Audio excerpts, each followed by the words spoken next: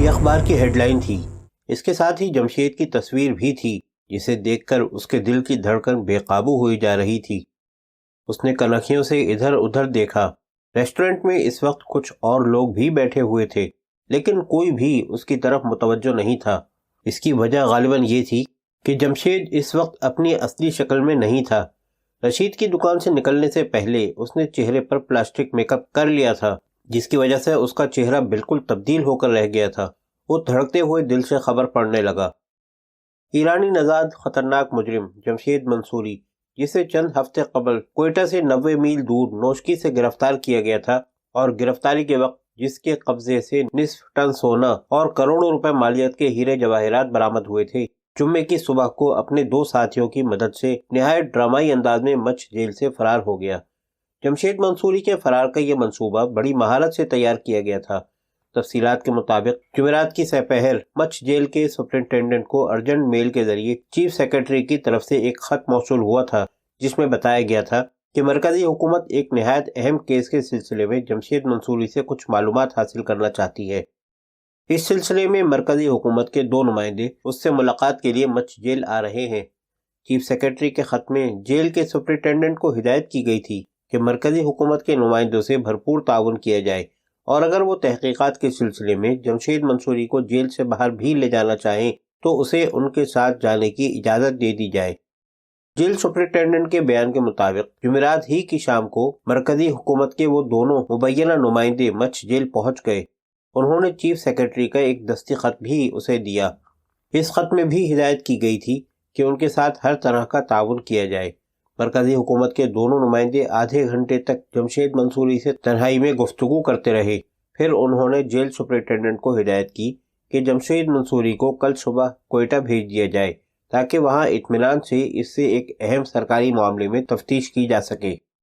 دوسرے دن جمعے کو تمام دفاتر بند ہونے کی وجہ سے جیل سپرنٹینڈنٹ چیف سیکرٹری کے دفتر سے اس حکم نامے کی تصدیق نہیں کر سکا، لیکن اس دفتر سے چیف سیکرٹری کی مہر اور دستخطوں سے جعلی ہونے والے دونوں خطوط سے وہ مطمئن تھا۔ چنانچہ جمشید منصوری کو جمعے کی صبح 2 کانسٹیبلوں کی نگرانی میں کوئٹہ روانہ کر دیا گیا، جنہوں نے اسے لیٹن روڈ کے ایک بنگلے میں پہنچا دیا۔ مرکزی حکومت کے ایک نمائندے مسٹر نواز رضوی نے قیدی کی سپرداری کی رسید بھی دی تھی۔ اس روز جمعے کی چھٹی ہونے کی وجہ سے جیل سپرنٹینڈنٹ چیف سیکرٹری کے دفتر کو قیدی کی منتقلی کی اطلاع نہیں دے سکا، اور آج صبح جب جیل کی طرف سے اس خطرناک قیدی کے بارے میں یہ اطلاع ملی تو چیف سیکرٹری کے دفتر میں کھلبلی سی مچ گئی۔ ہمارے نمائندے کے مطابق چیف سیکرٹری کے دفتر سے قیدی جمشید منصوری کے سلسلے میں اس قسم کا کوئی خط جاری نہیں کیا گیا تھا۔ یہ بات اب پورے وثوق سے کہی جا سکتی ہے کہ اپنے آپ کو مرکزی حکومت کے نمائندے ظاہر کرنے والے جمشید منصوری کے ساتھی تھے، اور انہوں نے چیف سیکرٹری کے نام سے جعلی خطوط کے ذریعے بڑی مہارت سے اس کے فرار کا یہ منصوبہ تیار کیا تھا، جو کامیاب رہا۔ پولیس نے لیٹن روڈ والے بنگلے پر چھاپا مارا تو انکشاف ہوا کہ یہ بنگلہ 15 دن پہلے علی اکبر نامی ایک شخص نے کرائے پر حاصل کیا تھا۔ اس نے 1 مہینے کا کرایہ بھی پیشگی ادا کر دیا تھا۔ علی اکبر نے اپنے آپ کو کراچی کا باشندہ ظاہر کرتے ہوئے بتایا تھا کہ وہ برف باری دیکھنے کے لیے کوئٹہ آیا ہے۔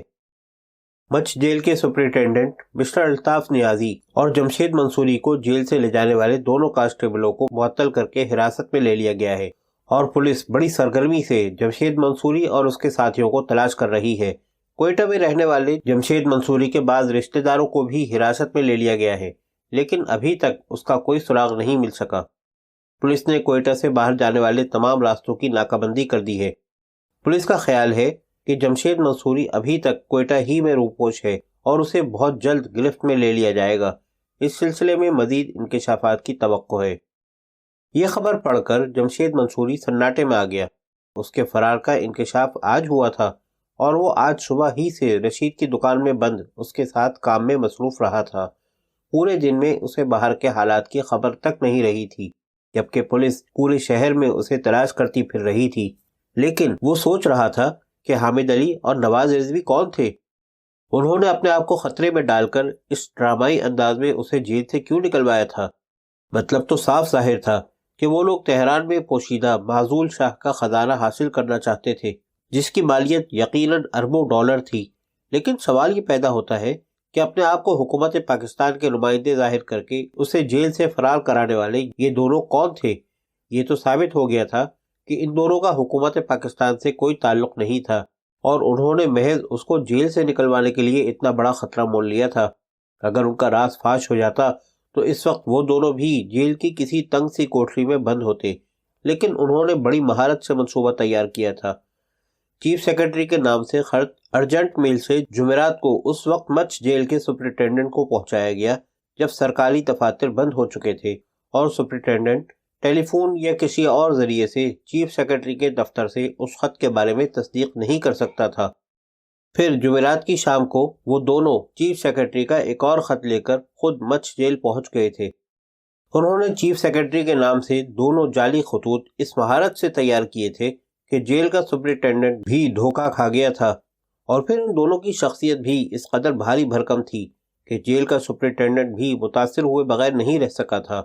انہوں نے بڑے پروقار اور دبنگ لہجے میں بات کی تھی۔ وہ اگر چاہتے تو جمشید کو جمعرات کی شام ہی کو اپنے ساتھ لے جا سکتے تھے، لیکن انہوں نے جیل کے سپرنٹینڈنٹ کو ہدایت کی تھی کہ اسے اگلے روز 2 کانسٹیبلوں کی نگرانی میں کوئٹہ بھیج دیا جائے۔ اگلے روز جمعہ تھا، تمام سرکاری دفاتر بند تھے۔ جیل کا سپرنٹینڈنٹ کسی بھی ذریعے سے چیف سیکرٹری کے خطوط یا ان دونوں کے بارے میں تصدیق نہیں کر سکتا تھا، لیکن بہرحال وہ چیف سیکرٹری کے خطوط سے مطمئن تھا، اور اس نے جمشید منصوری کو 2 کانسٹیبلوں کی نگرانی میں کوئٹہ بھیج دیا۔ اور آج جب اس نے چیف سیکرٹری کے دفتر کو قیدی کی منتقلی کے بارے میں اطلاع دی ہوگی تو یہ راز کھلا ہوگا کہ ایک بہت بڑا فراڈ ہو چکا ہے۔ لیکن یہ سوال بدستور اپنی جگہ موجود تھا کہ وہ دونوں کون تھے؟ کیا واقعی ان کا تعلق ایران کے معزول شاہ سے تھا، یا وہ کسی ایسی تنظیم سے وابستہ تھے جنہیں شاہ کے پوشیدہ خزانے کا علم ہو گیا تھا اور وہ خزانہ حاصل کرنا چاہتے تھے؟ ان دنوں ایران سے دولت باہر لے جانا موت کو دعوت دینے کے مترادف تھا، لیکن وہ لوگ یہ بھی جانتے تھے کہ یہ خزانہ صرف اور صرف جمشید منصوری ہی حاصل کر سکتا ہے۔ جو شخص پاسداران انقلاب کے گودام سے آدھا ٹن سونا اور کروڑوں روپے مالیت کے جواہرات چرا سکتا ہے، اس کے لیے شاہ کا پوشیدہ خزانہ حاصل کرنا کوئی مشکل بات نہیں ہے۔ ان دونوں کے بارے میں کچھ نہیں کہا جا سکتا تھا کہ اس وقت کہاں ہوں گے، لیکن جمشید کو یقین تھا کہ وہ کسی نہ کسی موقع پر اس سے رابطہ ضرور قائم کریں گے۔ انہوں نے نہ صرف اپنے آپ کو خطرے میں ڈال کر اسے جیل سے رہائی دلائی تھی، بلکہ ایک خطیر رقم بھی خرچ کر ڈالی تھی، اور ظاہر ہے یہ سب کچھ تفریح کے طور پر نہیں کیا گیا تھا۔ جمشید منصوری نے بہرحال یہ طے کر لیا تھا کہ وہ اس کھیل کو اختتام تک پہنچائے گا۔ یہ کھیل دلچسپ ہونے کے ساتھ خطرناک بھی تھا، اور اسے خطرات سے کھیلنا پسند تھا۔ وہ ابھی یہ سب کچھ سوچ ہی رہا تھا کہ اپنے قریب کسی کی موجودگی کا احساس کر کے چونک گیا۔ اس کی نظر سب سے پہلے اس شخص کے جوتوں پر پڑی تھی جو اس کے قریب کھڑا تھا۔ سیاہ رنگ کے بوٹ تھے جن کی ٹو چمک رہی تھی، جوتوں سے اوپر خاکی پتلون تھی۔ جمشید کی نظریں پتلون کی کریز کے ساتھ ساتھ اوپر اٹھتی چلی گئیں۔ اس کے ساتھ ہی اسے سینے میں اپنا سانس رکتا ہوا محسوس ہوا۔ وہ بڑی مشکل سے اپنی اندرونی کیفیت پر قابو پانے کی کوشش کر رہا تھا۔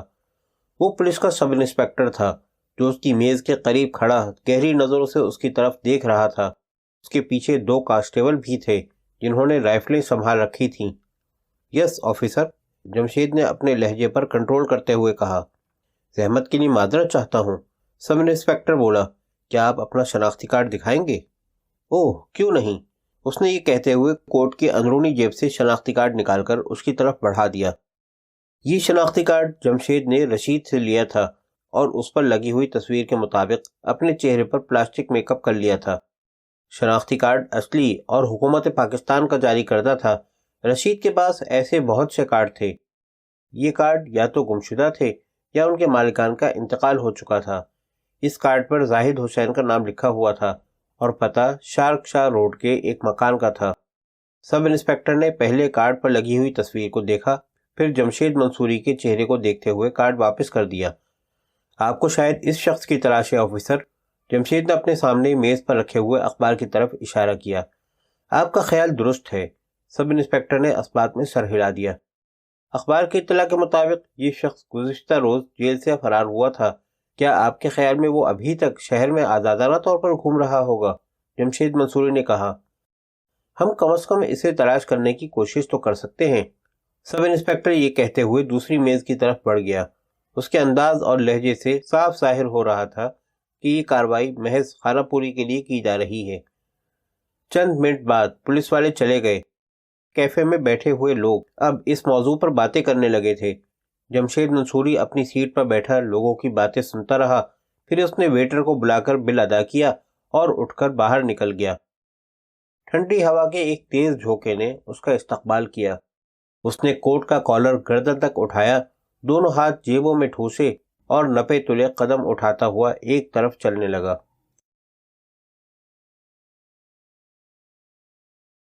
زاہدان سے کرمان تک 530 کلومیٹر کا فاصلہ اس نے ایک مال بردار ٹرک کے ذریعے طے کیا تھا۔ تافتان سے پاکستان کی سرحد عبور کرتے ہوئے جمشید منصوری کو محتاط ہو جانا پڑا تھا۔ کمیٹی کا عملہ سرگرم تھا، بڑی سخت چیکنگ ہو رہی تھی، بعض مشتبہ افراد کو حراست میں لے لیا گیا تھا۔ جمشید منصوری کے کاغذات بھی بڑی باریک بینی سے چیک کیے گئے تھے۔ اس سے متعدد ایسے سوالات کیے گئے تھے کہ اگر کوئی اور آدمی ہوتا تو گڑبڑا جاتا، مگر جمشید نے بڑے پرسکون لہجے میں ان سوالات کے جواب دیے تھے۔ تافتان سے زاہدان پہنچتے ہی اس نے فرخ سے رابطہ قائم کیا۔ پاکستانی سرحد سے تقریباً 85 کلومیٹر کے فاصلے پر ریگزار کوئر کے کنارے پر آباد تقریباً 2 لاکھ کی آبادی پر مشتمل یہ شہر سطح سمندر سے 1370 میٹر کی بلندی پر واقع ہے۔ یہاں زیادہ تر لوگ تجارت پیشہ ہیں۔ قالین بافی کی کئی چھوٹی چھوٹی فیکٹریاں ہیں۔ اس سے صرف 216 کلومیٹر کے فاصلے پر افغان سرحد کے قریب دریائے ہرمند کے کنارے زابل کا تاریخی شہر آباد ہے۔ زابل سیستان کا مرکزی شہر ہے۔ حال ہی میں یہاں ایک قدیم شہر کے کھنڈرات بھی دریافت ہوئے ہیں، جن کے بارے میں خیال ہے کہ 4000 سال پہلے یہاں ایک خوبصورت شہر آباد تھا۔ یہاں سے بہت سی ایسی چیزیں دریافت ہوئی ہیں جس سے اندازہ ہوتا ہے کہ یہ شہر تہذیب و تمدن کا گہوارہ تھا۔ اب تک دریافت ہونے والے بیشتر کھنڈرات سے اندازہ ہوتا ہے کہ جیسے یہ قدیم شہر آگ لگنے سے تباہ ہوا ہو، لیکن فی الحال کوئی بات حتمی طور پر نہیں کہی جا سکتی۔ البتہ مقامی باشندے اسے شہر سوختہ یعنی جلا ہوا شہر کے نام سے پکارتے ہیں۔ کمیٹی کے اہلکار پورے زاہدان شہر میں دندناتے پھر رہے تھے۔ ہر مشتبہ شخص کو روک کر پوچھ گچھ کی جا رہی تھی۔ جمشید منصوری کو بھی شہر میں 2 مرتبہ روکا گیا اور دونوں مرتبہ بڑی باریک بینی سے اس کے کاغذات چیک کیے گئے۔ ان کاغذات کے مطابق وہ شیراز میں قالین تیار کرنے والی ایک کمپنی کا مالک تھا اور کاروبار کے سلسلے میں پاکستان گیا ہوا تھا۔ جب وہ زاہدان پہنچا تو اس وقت دن کے 11 بجے تھے۔ شہر میں زیادہ گھومنا پھرنا خطرناک ہو سکتا تھا۔ وہ ایک ریسٹورنٹ میں بیٹھ گیا۔ پہلی مرتبہ اس نے فرخ سے رابطہ قائم کرنے کی کوشش کی تو کامیاب نہیں ہو سکا تھا۔ فرخ کے مکان پر تالا لگا ہوا تھا اور اب وہ ریسٹورنٹ میں بیٹھا وقت گزرنے کا انتظار کر رہا تھا۔ تقریباً 1 گھنٹے بعد اس نے ریسٹورنٹ کے ٹیلی فون سے فرخ کے نمبر پر فون کیا۔ اس مرتبہ رابطہ قائم ہو گیا۔ وہ چند منٹ پہلے ہی گھر پہنچا تھا۔ جمشید نے اسے انتظار کرنے کو کہا اور ریسٹورنٹ سے نکل آیا۔ فرخ کے مکان تک پہنچنے میں صرف 15 منٹ لگے۔ وہ بے چینی سے اس کا انتظار کر رہا تھا۔ کمیٹی کو تمہاری آمد کی اطلاع مل چکی ہے۔ پورے شہر میں تمہاری تلاش ہو رہی ہے۔ ہر مشتبہ شخص کو روک کر پوچھ گچھ کی جا رہی ہے۔ مجھے اندازہ ہو چکا ہے، جمشید منصوری نے کہا۔ تم نے یہاں سے میری روانگی کا کیا بندوبست کیا ہے؟ دوپہر کو ایک مال بردار ٹرک کرمان کے لیے روانہ ہونے والا ہے۔ تم ٹرک ڈرائیور کے ہیلپر کی حیثیت سے ساتھ جاؤ گے۔ تم نے جو پیکٹ بھیجے تھے وہ متعلقہ جگہوں پر پہنچا دیے گئے ہیں۔ تم لباس وغیرہ تبدیل کر لو، میں معلوم کر کے آتا ہوں کہ ٹرک کس وقت روانہ ہوگا۔ فرخ کہتے ہوئے باہر نکل گیا۔ اس کے جاتے ہی جمشید منصوری نے میز پر رکھا ہوا ایک تھیلا کھول لیا جس میں بوسیدہ سے لباس کے علاوہ اس کے نئے شناختی کاغذات بھی موجود تھے۔ لباس پر جگہ جگہ گریس اور تیل کے دھبے لگے ہوئے تھے۔ اس نے لباس تبدیل کر کے کاغذات جیب میں رکھے اور کچن میں گھس گیا اور فریج کھول کر جائزہ لینے لگا۔ فریج میں انڈے، مکھن اور ضرورت کی دیگر چیزیں موجود تھیں۔ اس نے 2 انڈوں کا آملیٹ بنایا اور ڈبل روٹی کے سلائس گرم کرنے لگا۔ ابھی اس نے سلائس پلیٹ میں رکھے ہی تھے کہ باہر گاڑیوں کے رکنے کی آواز سنائی دی۔ ٹائروں کی چرچراہٹ سے یہ اندازہ لگایا جا سکتا تھا کہ گاڑیاں بہت عجلت میں روکی گئی ہیں۔ وہ پلیٹ ہاتھ میں اٹھائے کھڑکی کے قریب پہنچ گیا۔ کھڑکی پر رنگین شیشے لگے ہوئے تھے جن سے آر پار دیکھنا ممکن نہیں تھا۔ اس نے 1 انچ کے قریب کھڑکی کا پٹ کھول دیا اور باہر جھانکنے لگا۔ اس کے ساتھ ہی اس کے ہاتھ سے پلیٹ گر گئی۔ اور تلے ہوئے سلائس فرش پر بکھر گئے۔ جمشید منصوری کا دل بڑی تیزی سے دھڑک رہا تھا۔ اسے یہ تو پتہ چل گیا تھا کہ کمیٹی والوں کو اس کی آمد کی اطلاع مل چکی ہے اور اسے شہر میں بڑی سرگرمی سے تلاش کیا جا رہا ہے، لیکن وہ یہ سوچ بھی نہیں سکتا تھا کہ کمیٹی والے اتنی جلد اس تک پہنچ جائیں گے۔ وہ ایک کار اور 2 چھوٹے ٹرک تھے جو گلی میں آ کر رکے تھے۔ کمیٹی کے تقریباً 1.5 درجن مسلح آدمی ٹرکوں سے اتر کر آٹومیٹک ہتھیار سنبھالے پوزیشن لینے کے لیے ادھر ادھر دوڑ رہے تھے۔ کار میں سے 3 آدمی اترے، 2 تو کمیٹی کے آفیسر معلوم ہوتے تھے اور تیسرا ایک مقامی مذہبی رہنما تھا۔ اس نے سیاہ چوغا پہن رکھا تھا اور سر پر سیاہ پگڑی تھی، چہرے پر گول داڑھی تھی جس میں ہلکی سی سفیدی بھی جھلک رہی تھی۔ اس کے ہاتھ میں آٹومیٹک رائفل بڑی عجیب سی لگ رہی تھی۔ وہ چیخ چیخ کر کمیٹی کے افسران کو احکامات جاری کر رہا تھا۔ جمشید منصوری کا دل اچھل کر حلق میں آ گیا۔ کمیٹی کے مسلح آدمی جس طرح گلی میں پوزیشن لے رہے تھے، اس سے اندازہ لگایا جا سکتا تھا کہ وہ اس مکان کو گھیرے میں لے رہے ہیں۔ گویا کمیٹی کو یہ اطلاع مل چکی تھی کہ وہ اس مکان میں موجود ہے، لیکن انہیں یہ اطلاع کیسے ملی؟ اچانک اس کے ذہن میں فرخ کا نام ابھرا۔ کمیٹی نے جمشید منصوری کی گرفتاری کے لیے ایک گرا قدر رقم کے انعام کا اعلان کر رکھا تھا۔ رقم اتنی بڑی تھی کہ کسی کی نیت تو کیا ایمان تک ڈگمگا سکتا تھا۔ اس امکان کو نظر انداز نہیں کیا جا سکتا تھا کہ فرخ یہاں سے جانے کے بعد سیدھا کمیٹی کے دفتر پہنچا ہو اور انہیں جمشید کی اس مکان میں موجودگی کی اطلاع دے دی ہو۔ جمشید نے آہستگی سے کھڑکی بند کر دی اور تیزی سے کچن سے نکل آیا۔ اس کے ساتھ ہی اس نے لباس میں چھپا ہوا پستول نکال لیا۔ سامنے والے دروازے سے باہر نکلنے کی کوشش کرنا خودکشی کے مترادف تھا۔ پچھلی طرف سے بھی فرار کا کوئی راستہ نہیں تھا۔ اس مکان کے پیچھے بھی ایک مکان تھا جس کی پشت ملی ہوئی تھی۔ اس نے سوچنے میں صرف ایک لمحہ ضائع کیا اور پھر اندرونی دیوار چڑھ کر اوپر آ گیا۔ مکان کی چھت کے اطراف میں تقریباً 3 فٹ اونچی منڈیر تھی۔ چھت پر ٹوٹا پھوٹا فرنیچر بکھرا ہوا تھا۔ پچھلا مکان 2 منزلہ تھا۔